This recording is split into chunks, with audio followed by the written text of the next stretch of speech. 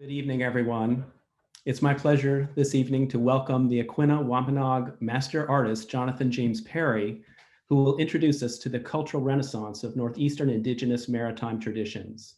Jonathan has crafted over 40 traditional vessels, including a 36-foot Mashoon, the largest complete Mashoon made since the 1700s. Jonathan will immerse you in the complex trade networks, subsistence practices, and diplomatic assertion of sovereignty of Indigenous nations' oceans territories. Jonathan is an Aquinnah Wampanoag culture bearer, a leader, a historian, an artist, and a professional speaker. He's grounded in the traditions of his ocean-going ancestors. His artwork reflects balance within the natural world, incorporating stories, effigies, and symbology of the Wampanoag traditions. In 2017, he received the Jennifer Easton Community Spirit Award from the First Peoples Fund for his work in maintaining and revitalizing traditional Mashoon making. Jonathan is a tribal leader with over 15 years of experience working with the Tribal Historic Preservation Office and over 20 years of experience in the research and historical interpretation of Eastern Woodlands Native art and culture. He is currently serving his 5th term as councilman for the Wampanoag tribe of Gayhead, Aquinnah, and works for the Elders Council at the Mashantucket Pequot Tribal Nation. He has worked with various nonprofit and tribal organizations in exhibit design and cultural consultation based on traditional Wampanoag knowledge, symbolism, values, and protocol. He has also shared his work at many universities and museums across New England, including the Peabody Essex Museum, the Fuller Craft Museum, the Mashantucket Pequot Museum, Harvard, and Brown. For more information, please check out his wonderful website, which is Jonathan James Perry. And without further ado, please join me in welcoming Jonathan.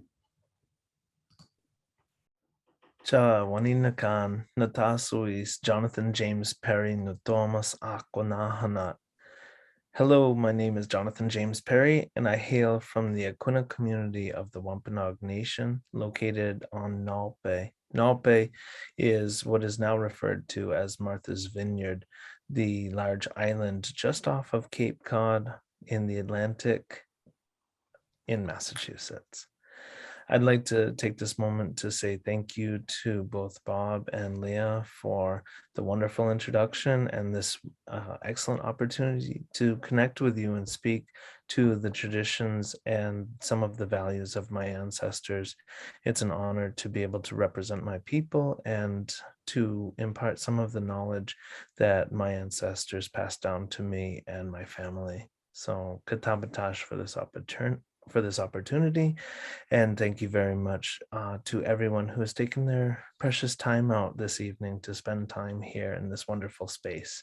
So thank you, katabatash. I want to take a moment to sort of ground everyone in what you would have seen if you could travel back in time and look at the landscape that is now our home, the space that we all, or at least those of us who call this place, this coastal area in Massachusetts home, or this coastal area in northeastern Rhode Island. If you can imagine a lush forest land with many villages, many native communities dotting the coastline, with large homes and with many people farming and building and practicing their daily lifestyle in these villages, these towns, just living by the sea. And what that means, living by the sea, for our ancestors is not, I would say, greatly different from what it means for people today.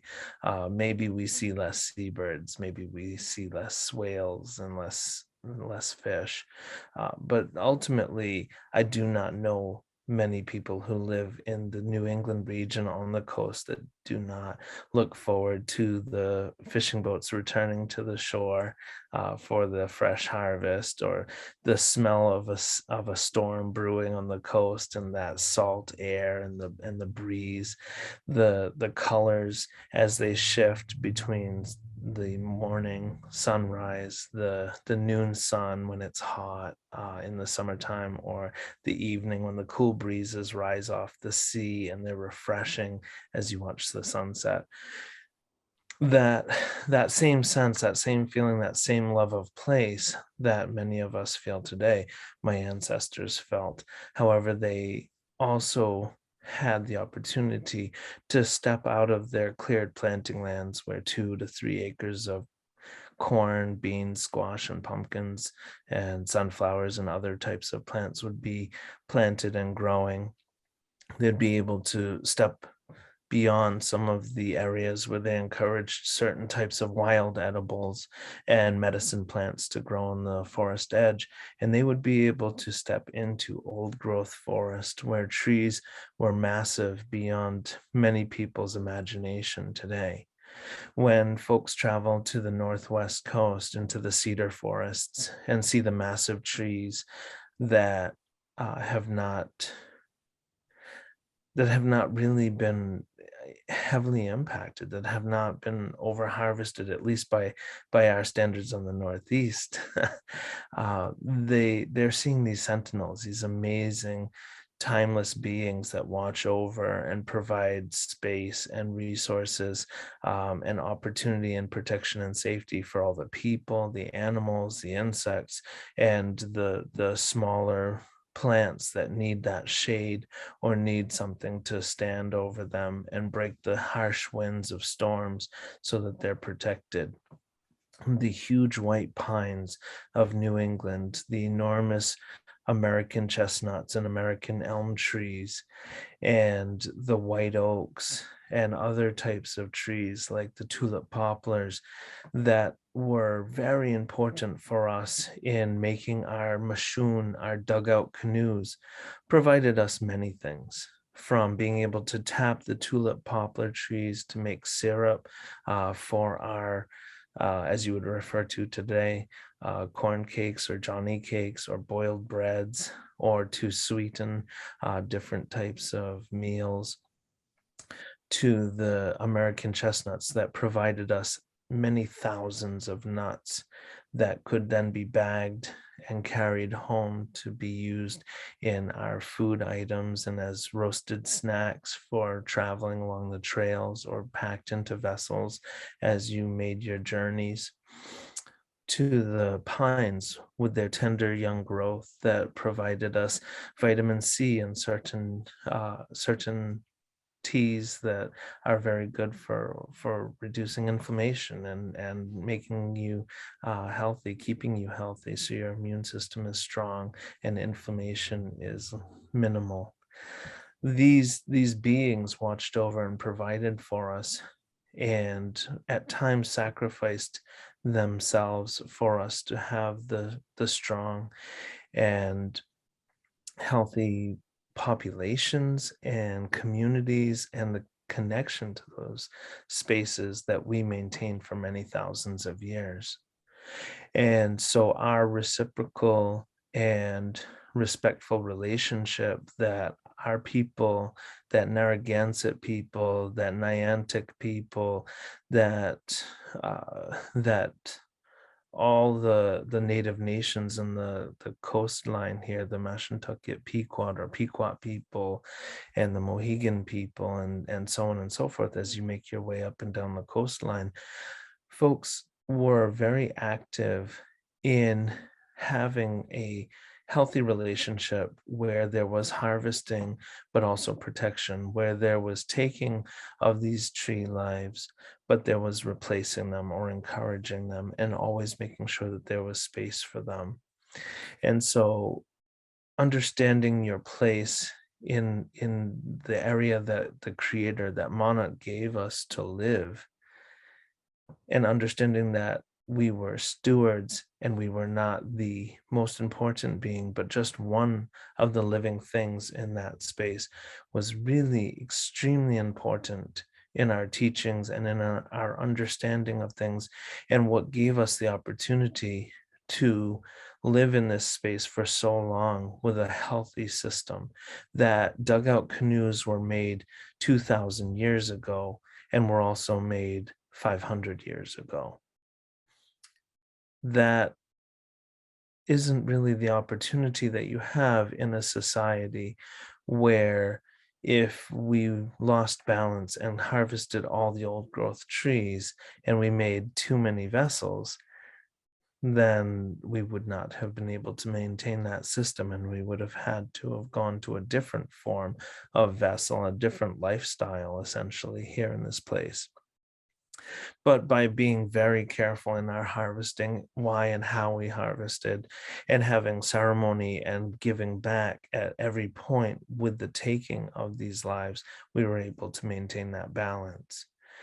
It is really extremely important in our culture and teachings to give back, to give offerings, to say thank yous, and to have an act of reciprocity when you take what you need to make a tool or make a house, or something that is necessary for your activities at that period of time, that season, or with whatever it is that you're pursuing at that time.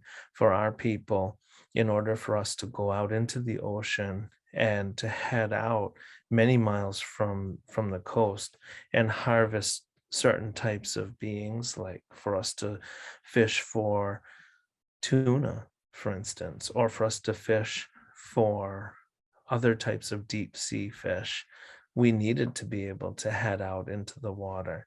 And anyone who spent time on the rough seas of the northern Atlantic region knows that storms can come in, winds can rise, uh, waves can take you very easily. So you have to have vessels that can handle the water. You have to have the skill set to be able to protect your crew and your family that is on the vessel with you. You need the size of vessel to manage what it is you are harvesting, and to manage harvesting those things so they're not wasted, and ensure that you can return home with them to feed your family, your community who is waiting for that important nourishment, and also to have that connection to more than just the very specific shallow water beings that our people also harvested and utilized. So if you want to go out into the deep water and to harvest, to take the life of a whale, for instance, a good sized whale, it may mean that you have to go into deeper water, or it may mean that the whale has decided to take you to deep water once you've harpooned it, because they are great beings, they're very powerful, and they are not necessarily going to easily give their life to you. They're going to expect that you are willing to earn that life. And so our ancestors, they would be prepared to tow whales into the shore on the incoming tide from many miles out to sea. The same would be true if you were hunting or harvesting other types of fish that you had to go into the deeper waters. So tuna, again, another being that you have to harpoon and tire out and slowly bring into your vessel, means that you need to hook them and you need to tire them, and they're going to not necessarily give up easily, and they are going to pull your vessel. And so you have to have that kind of technology and understanding. You have to have the right types of harpoons. You have to have sails. You have to have good ropes. You have to have an understanding of the sea so that you are not so busy looking at the harvest, working with the beings and trying to entice them close to your vessel so that you can get a harpoon off. But also understand that you need to watch the horizon. You need to watch the stars or the moon or the sun, and understand where you are positioned and how to return home. You need to be able to read the waves so that you know what's coming, to understand the wind so that you know how to work with it, or when you have to give up your effort and get home and get your community members, your family members home, and get them safe before it's too late. And so there's a lot of knowledge and understanding that has to be brought into the fold in order to make this system just as there's a need for that same level of knowledge and understanding and awareness in order for fishermen today to endlessly return home successful, but having protected their crew and their vessel, and ideally being respectful and thankful for the bounty that the ocean has continued to give to people to this day.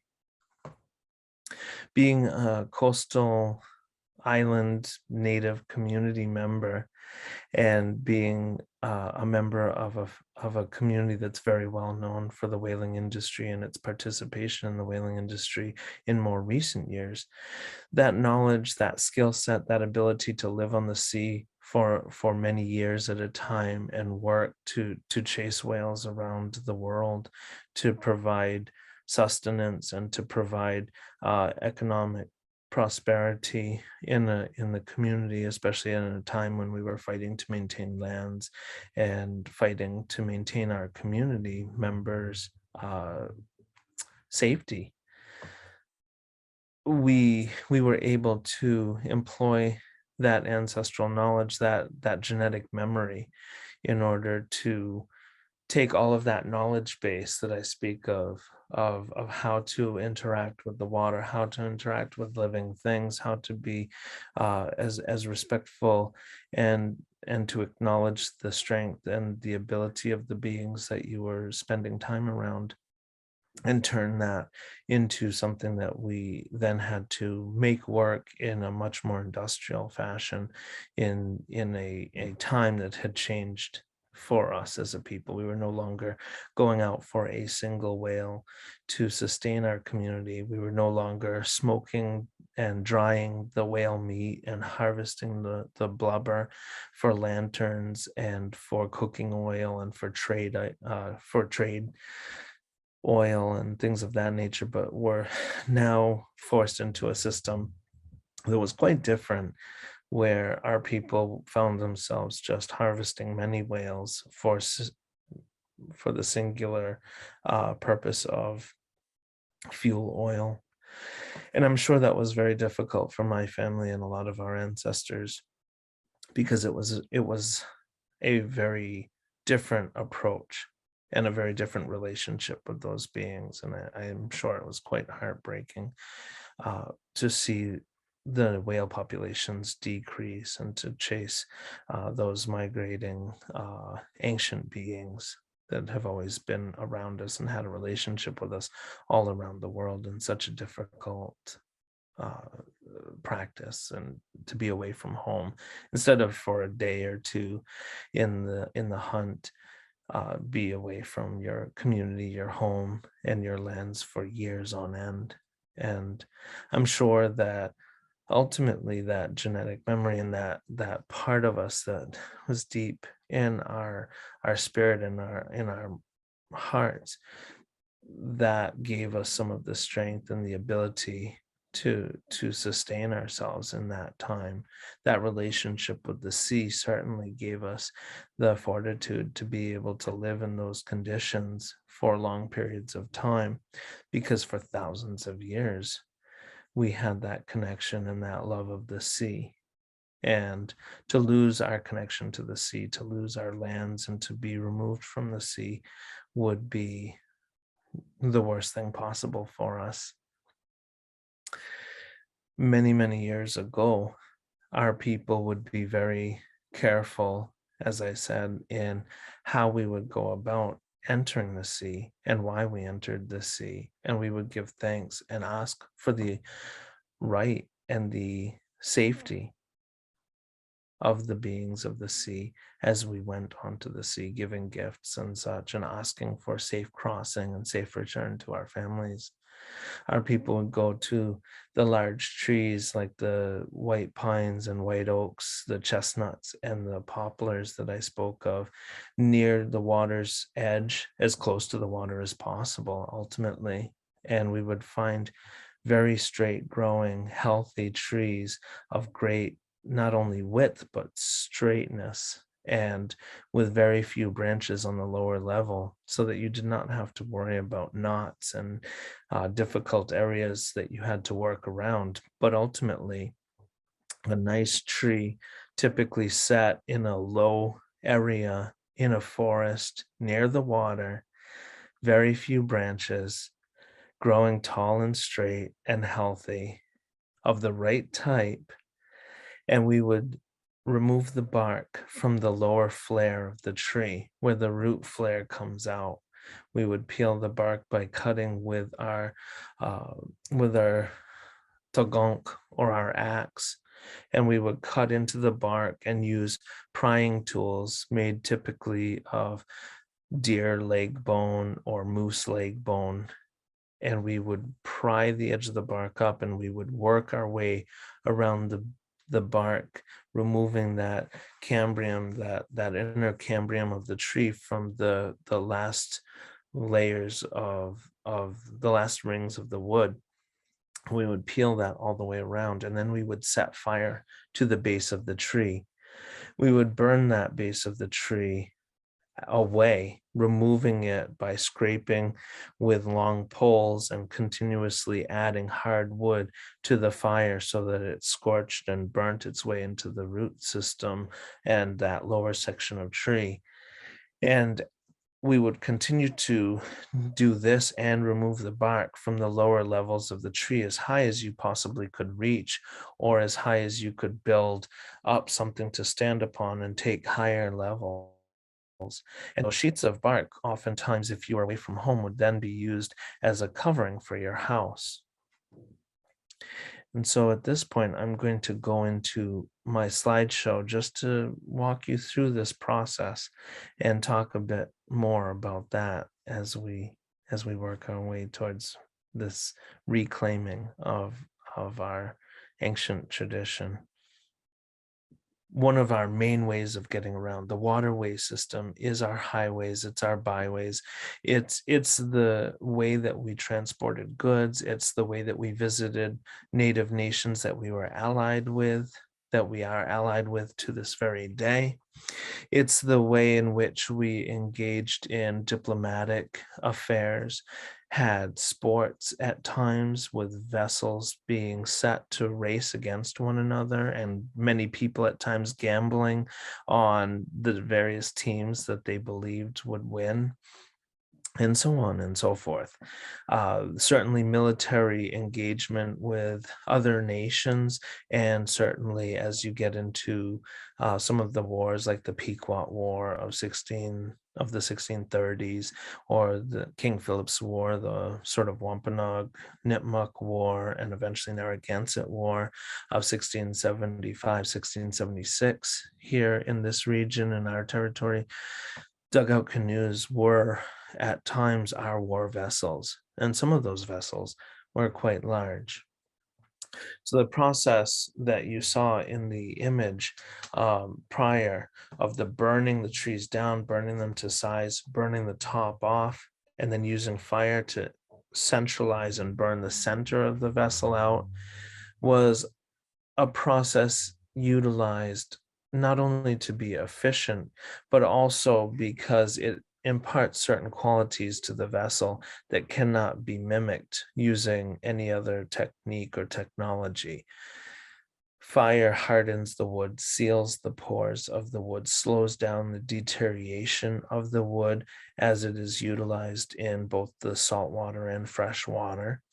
It actually will increase some of the buoyancy of the vessel because it does not retain as much water. It lengthens the life expectancy because it slows down any sort of attachment of microbes and things of that nature, including one of the benefits of these vessels being set in the water, having that burnt surface.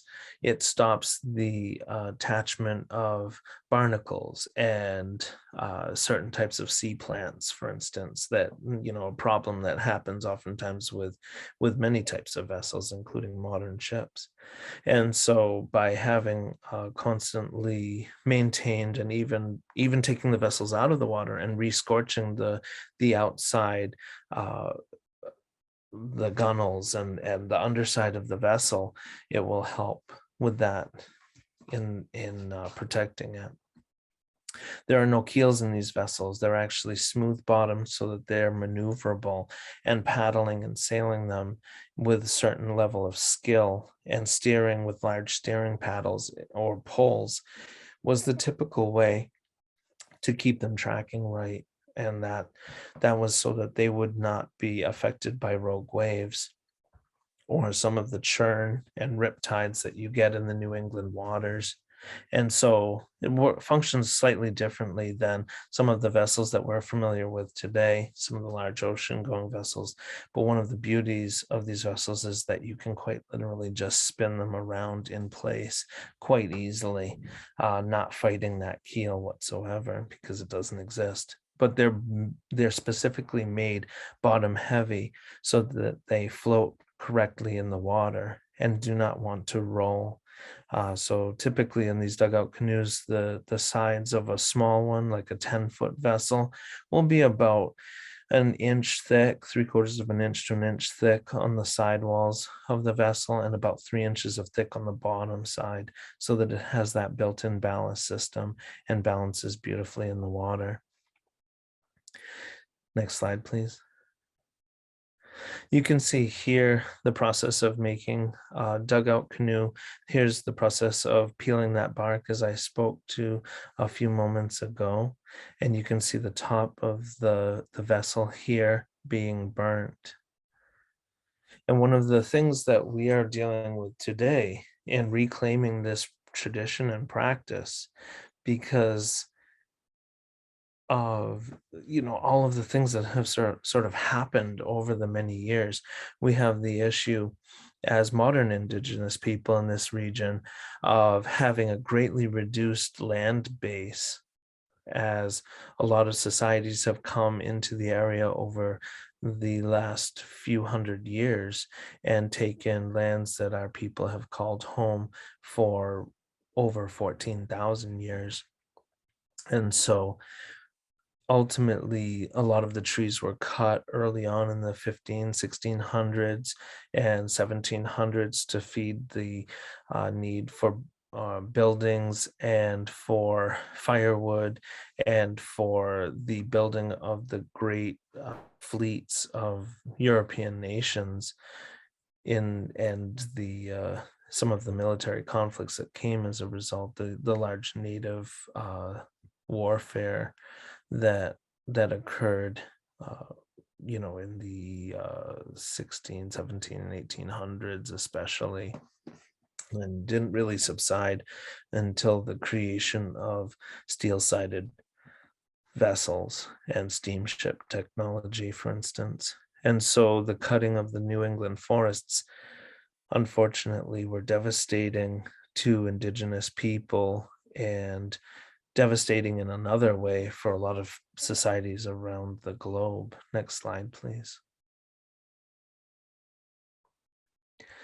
The burning technique on these vessels for our people was beneficial for the reasons that I stated, that it helps to process the wood, but it is also a wonderful opportunity for us to gather and enjoy time together. The fire does the majority of the work, so your time is spent making sure the fire is burning properly, keeping water handy as a tool for controlling the fire, and cooking food and enjoying yourself, sleeping. So there's one account of several English men not being able to clear as many trees as one Wampanoag woman, as she could clear about 5 times the number of trees as these men in a day. And she would be burning many trees at a time and either napping nearby in the shade of another tree or eating, making food and eating. And that the men were essentially frustrated because they were using saw technology and physically exerting themselves to do the same work. One of the another sort of benefit of using this technology was that there's no stump to remove afterwards because you've burnt it away. Next slide, please. As I stated, cooking and enjoying yourself these vessels that we have worked on, that I've worked on in recent years in this process of reclaiming this technology, reclaiming this practice, and starting to reassert ourselves in what we would call our fluid border, or we would call our water territory, the areas that our ancestors considered just as vital, just as important, and just as much a part of us as the land-based areas in which we built our homes and had our dances and ceremonies that our ancestors were buried in. That this water area is as vital because it is a sustainer of us. It provides life, it provides opportunity, it cools us and washes us when we need that as well. And it links us to all other places because you can travel on it faster and easier with your goods, with your people, to get up the large rivers, to get up and down the coast, or to cross the sea if you need to. And so this connection, this water connection between all living things is right there in front of us, surrounding our island, surrounding our communities on the mainland, and linking us all. And these vessels, they're doing the gift of carrying us. So the water's providing us a way to connect, and the boats are providing us safety in that method of connecting. So there's always an understanding of and a respect towards all the gifts that are constantly being given, even by the trees that sacrifice themselves to hold us up and provide for us and continuously take us home or take us to visit our family or friends. Next slide, please.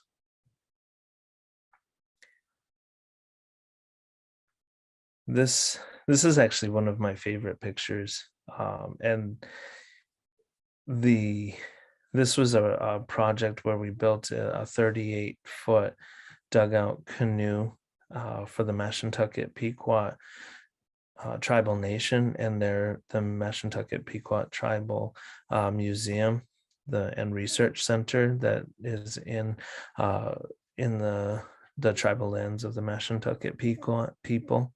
And this boat actually resides in the museum gathering space today. It was an amazing adventure, making this boat, burning it 24 hours a day straight through till completion. It was a lot of work, but it was so empowering to work on this huge vessel and to teach so many people, not just folks from the museum, but community members from many tribal nations came to participate for a day or two or even many days on this project. And it took us many weeks to build because of the size of this vessel. It was an enormous tulip poplar tree. Next slide, please. We worked on it for weeks.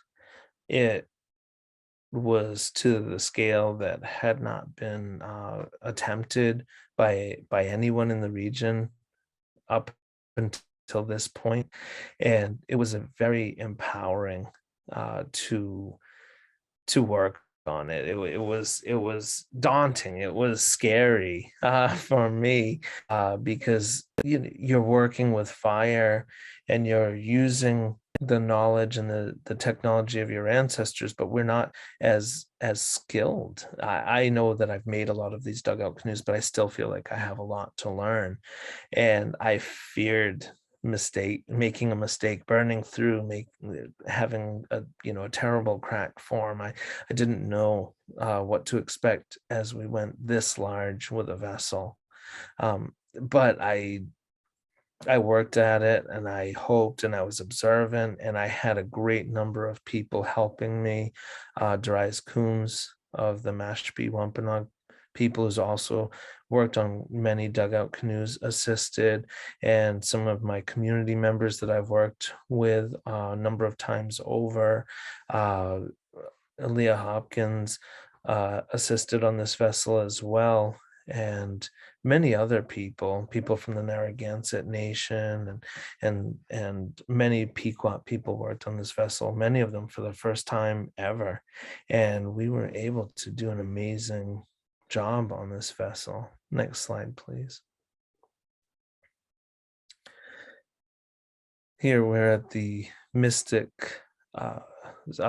Seaport, getting ready to launch the vessel into the river on its maiden voyage. So we're doing the last work on it, and just smoothing out and scraping the charcoal. And that's one of the hardest pieces of the whole process of making these dugout canoes, to be honest, is just scraping the charcoal out and sweeping out the vessel. If you understand how to use the fire as a tool, and you understand that you're using a green tree that's resisting burning on that outer side, then you will recognize that controlled centralized fire and water and some clay and just care and time, and scraping and sweeping is typically all you're really doing. So supplying firewood and keeping your eyes on it. And so here I am doing the hard labor of scraping some charcoal and cleaning it up. And so, next slide, please. Here we go. We launched the vessel. We gave it a test run. It floated. It sat in the water perfectly right off on its launch. And we were happy. Next slide, please. The next day, we paddled the vessel for, I'm not sure how many miles. I would say maybe about 10 miles or so. We paddled out along the river, out to an island. We paddled around the island out in the open ocean, and took our time. We paddled to several Pequot village sites, ancient Pequot village sites, and then we made our way back up the river and back to tying it off next to the Charles W. Morgan, where which was a vessel that some of my family members actually sailed on in the 1800s. It was a beautiful day, and we were greeted by many thousands of people who were visiting Mystic that day, many boaters, and it was such a celebration. Many tribal members and tribal elders came out from multiple Native nations and celebrated with us. And it was a way of connecting to the water and connecting to that space in such an amazing way, and asserting that Indigenous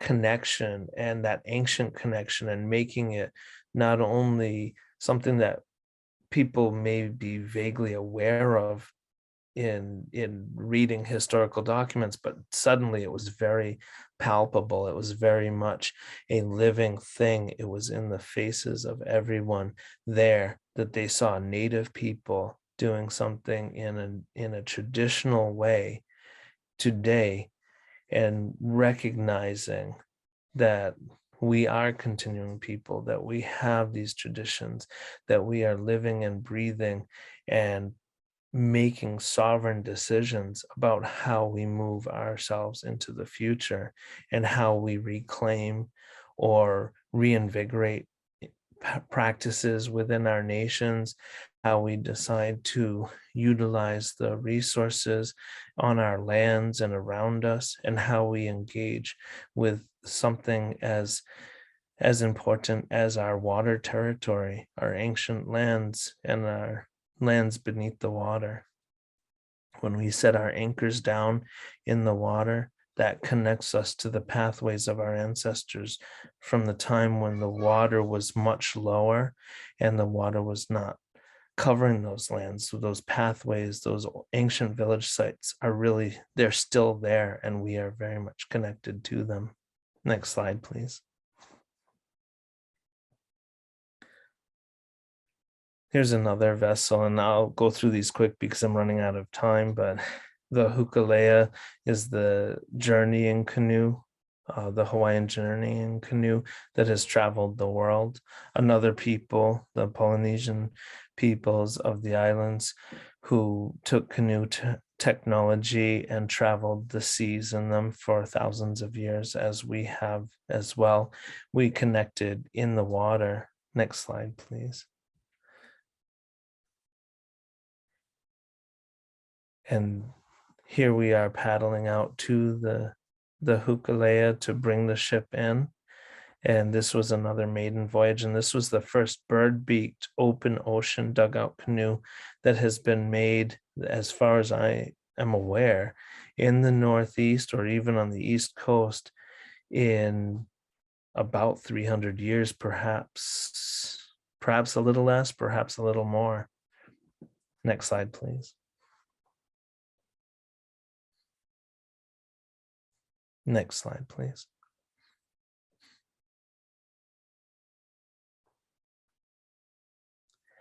These projects have been inspiring, and I hope that they continue to grow, because the action in the water spaces, like this upper right hand corner, or upper I apologize, left-hand corner image, is on the Connecticut River, another project that we made, this dugout canoe right on the Connecticut River, and then launched in the river and paddled up and down the river for several years now, to again show that Indigenous connection to space and to make people aware of our continuance, and to educate and to inspire Indigenous people to maintain these traditions and these ancient ways. Next slide, please.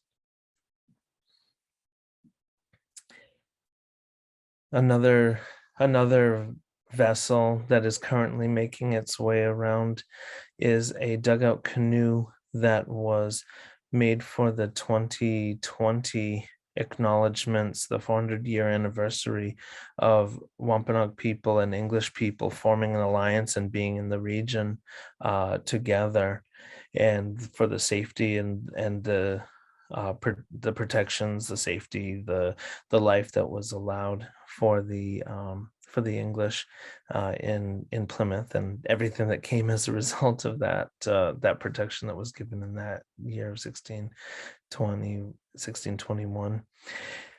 So there's a dugout canoe that is currently hanging in the Box Museum as part of an exhibit, Another Crossing, and you're welcome to Google it and look for that vessel. The vessel actually is a statement that I wanted to make of not only our continuing practices, but also this vessel as a connector and as an opportunity to acknowledge our people who were taken from this place, and traditions that were taken from this place and taken to other places, and not necessarily returned, or not respected, or not given credit to the nations in which it came from. So that vessel is part of that statement. It's a statement of continuance. It's also a statement of healing and a statement of demand for acknowledgement. And so I hope that folks have an opportunity to, if you happen to be in the Plymouth area of England, stop in and greet that vessel and connect with it if you can. If not, then definitely go online and seek it out. But I'd like to allow opportunity for some questions. I know it's getting along in the talk, so I want to say Katabatash, thank you so much for your time. Thank you so much, Katabatash Jonathan, for your wonderful presentation and walking us through the landscape here, the history, as well as your work in Mashun Renaissance culture. And so I'd like to open the floor for some questions. I also want to point out that I will be adding a couple of links into the chat. One that I added was a link to the exhibit Another Crossing, which is currently at the Box in Plymouth. And I will be adding some links to your website and also your social media handles. I did see that we had someone raise their hands, but if people are also more comfortable putting their questions in the chat, I'd like to give folks the option to do that. So we'll give everyone a moment.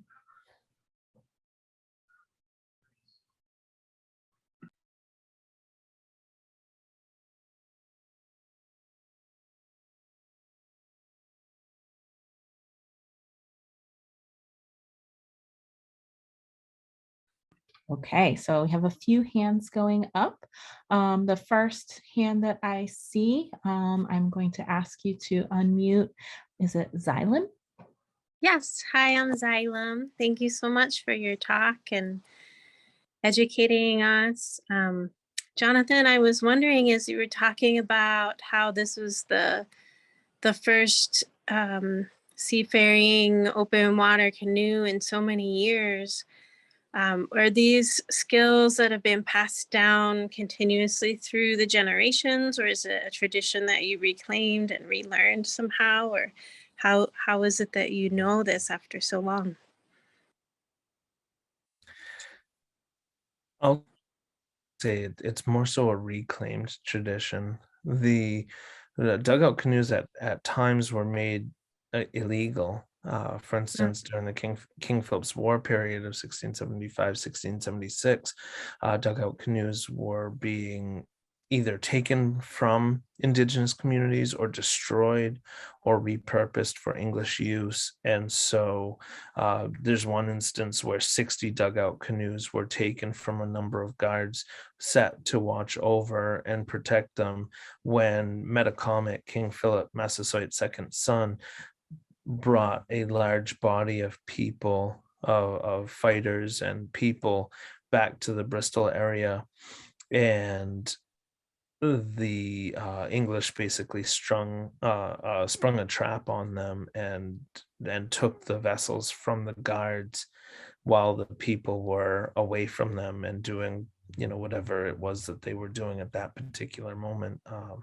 And so the loss of many dugout canoes right away during those early wars and in the 1600s certainly would have a devastating effect. Imagine losing 60 ships in one moment. But then on top of that, the clear cutting of all our forests left us in a position where we were not able to continue the practice, because if the trees aren't large enough, you can't make the vessels. So sheep herding and other types of cattle raising and over farming of the New England landscape made it impossible for our people to continue these traditions and practices. So recorded information on the process, as well as looking at other societies' method of making dugout canoes, has been helpful in reclaiming this tradition. And then some of it is just observing and letting the technique teach you. I'm sure just the same as my ancestors, the first dugout canoe that a young man made was probably not the best, regardless of how much he was taught by his father, uncle, and cousins and whoever. I'm sure it took learning the process of burning and scraping and controlling that fire and understanding and letting the fire and the wood inform them. It happened with me. I understood the process, but I didn't really know it well until I developed my own method and my own ways of feeling it and seeing it and understanding the wood and understanding what to do with a slight northerly breeze at night when you're working by the light of the fire that's actually in the vessel, but it's too hot to get too close to. So, and the smoke is burning your eyes. There's just so much complexity to it. Wow, it sounds beautiful. Thank you. Thank you for your question. We have another hand raised. Teresa Connolly, I'm going to ask you to unmute. Thank you, Jonathan. Thank you. This was really wonderful. I did have a question on, when you talked about launching down in the Mystic area, in the visiting the sites, the Pequot Nations, and really kind of being able to take the vessel around. I was curious just a little bit about maybe maritime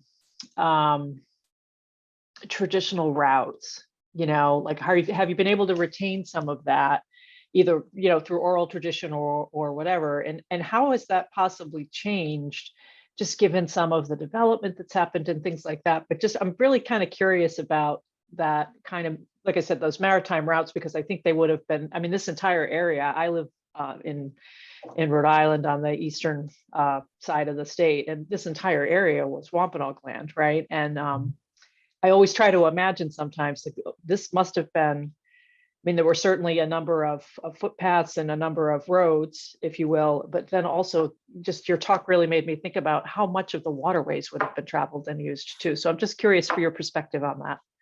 Certainly, I think one of the things that you have to look into and recognize is that you have major village points and you have crossing points and you have riptide areas and shoals that you want to be careful of. And our people were all acknowledged. Wampanoag people were called masters of the sea by a lot of the other folks and societies that came into the area, because it was said that we memorized where every boulder was and every area you had to avoid. And so we made the ultimate guides and the ultimate sailors in traveling through, let's say, like the Elizabeth Islands or around the Cape, or some of the dangerous waterways that took ships and still takes vessels to this very day. And some of the toughest places to sail is the New England waterways. And so, we were considered to be excellent for that, in part because of our frequency on the sea and observation. There are many recorded places that we traveled and trips between the islands, for instance. It's the routes oftentimes between the Elizabeth Islands and Nantucket and Martha's Vineyard.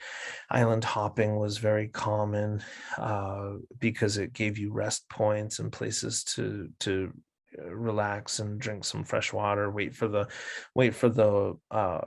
the tide to change or the winds to die down or a storm to pass. So island hopping is really key. And even having, like, for instance, the ability to have tow lines and walk the beach, for instance, and tow your boat if it's heavily laden with items or fish or something, can sometimes be beneficial if the circumstances are right. Same with the riverways, the Connecticut River, the Mashantucket River, and so on. If you want to go up into the core lands in central Massachusetts, you take the rivers, and it seems like the long way around, but it's the easy way around, especially if you're also employing sails, which our people did. The places like Squant Rock in Little Compton, like on the seaboard near Little Compton, for instance, was a known passing point in which it was said that Wampanoag people, every time they sailed by there, would leave gifts to Squant, who watched over her children of the sea, for instance. So we know there are a lot of recordings, there's a lot of stories, there's a lot of traditions, and there's also the language that can be deciphered, because the language is a key into our people's understanding of space, of the bays, of the waterways. So that's all encapsulated in our system as well. Also, navigation-wise, some of the canoe songs, for instance, that ideally we will be able to eventually reclaim or resurrect in some fashion. It was said that our songs would sing us places, so that the certain speed of certain songs and the number of times you sang it through would tell you exactly where you were and how you were tracking.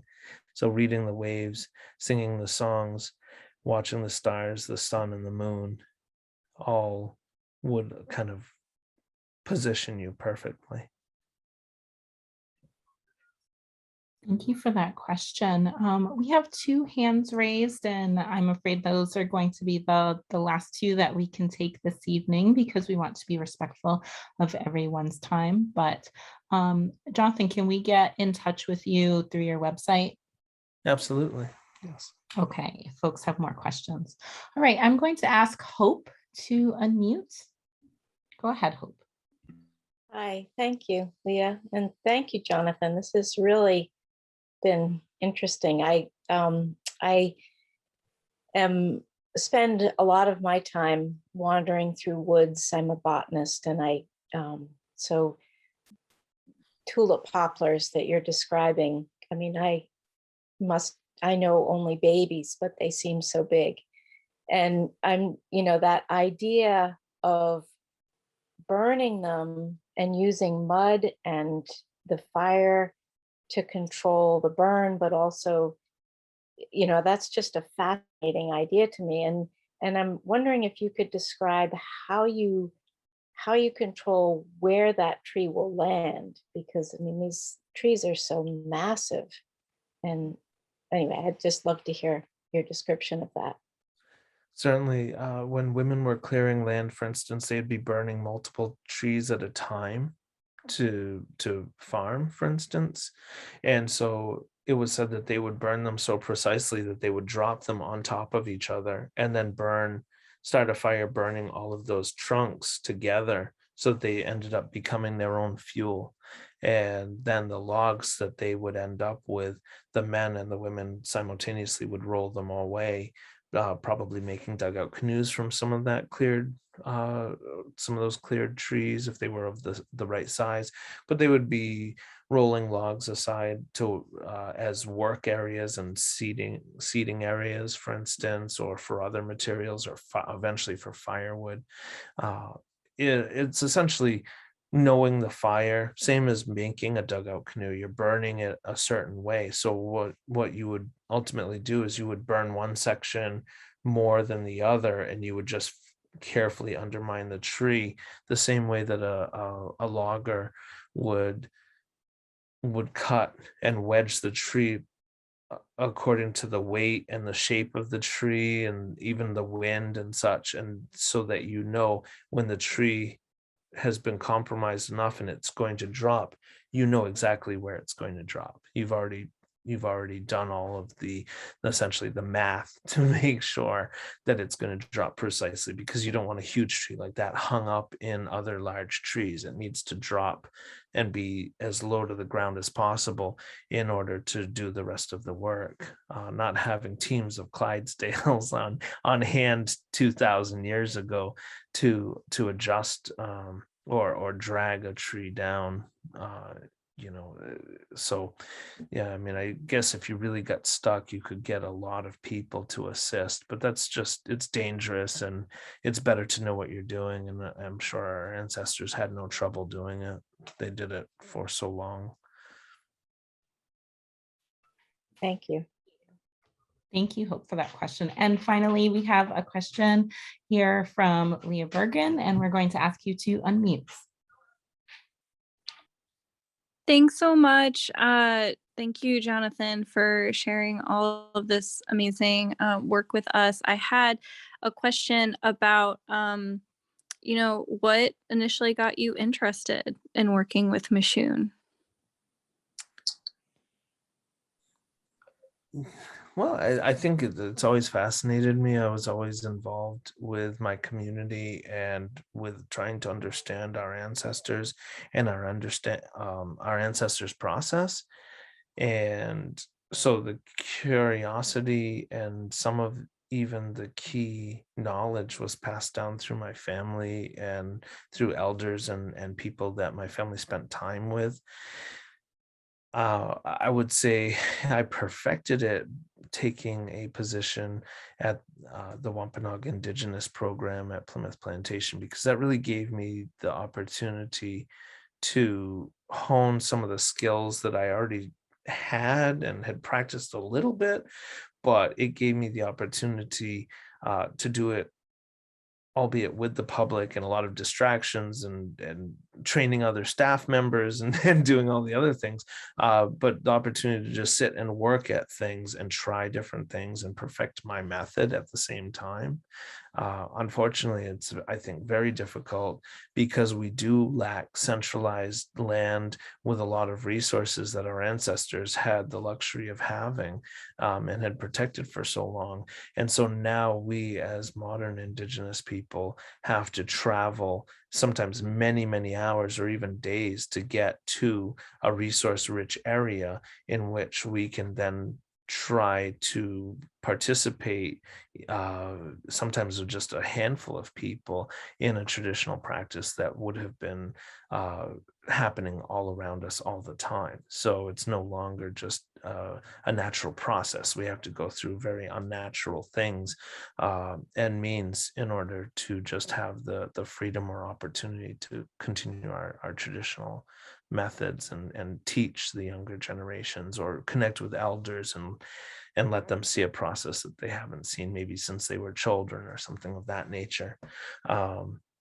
But actually the moving of the farming of the New England region, I think, dovetailed perfectly with our ability to start to self-identify safely again as Indigenous people in our homelands, and to be publicly facing as Indigenous people, no longer kind of hiding and trying to survive, but actually being able to have educational opportunities to teach not only the public about our traditional practices, but also have the opportunity to safely teach younger people without putting them in danger, and say, okay, come on, children, you actually get to do this. And so as a result, I teach my son as much as possible, whenever he'll pay attention, although he's young, this process that coincides with the farming practices of New England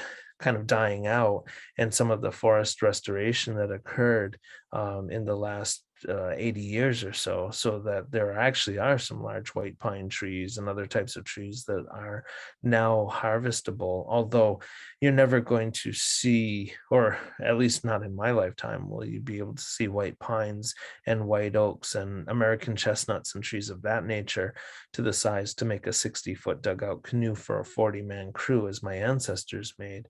Maybe at best you'll see, something like what you saw at the Pequot Museum, a 30 to 40-foot dugout canoe that's not built for really open ocean, because it doesn't have the sidewalls, the gunnels that you need for deep sea. It doesn't have the ability to have large beaks on it to split waves, and doesn't have the width of it to safely maintain sails.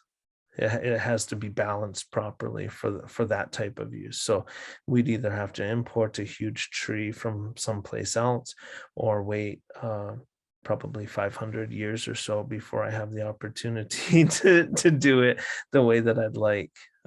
So that won't happen for me, but hopefully if I can be a key component in the maintaining of this tradition, then the future generations of my society will have that opportunity to do it in the truly, old way. And ideally, if we can just keep this environment going and maybe be a little kinder to it, there'll be an opportunity for those trees to be able to sacrifice one up and allow us to do that. But yeah, working at living history museums, working with other people who are just really passionate about reclaiming traditional values, traditional artistic forms, and also being brave enough to be publicly seen and acknowledged in a period where a lot of people are still very shy of being seen as Indigenous, because of the fear of backlash and disrespect, the fear of being targeted, for instance. I grew up where elders said, don't tell people who you are, and certainly don't do things for the public. They'll know who you are, they'll know what you come from, and that's dangerous. They were afraid. It wasn't that they were just it wasn't that they were just nervous about me being identified, but they genuinely feared for life and safety. And so, you know, I'm lucky enough to be alive in a time where it's a little safer, where I can do this and hopefully won't, you know, see that kind of negative backlash.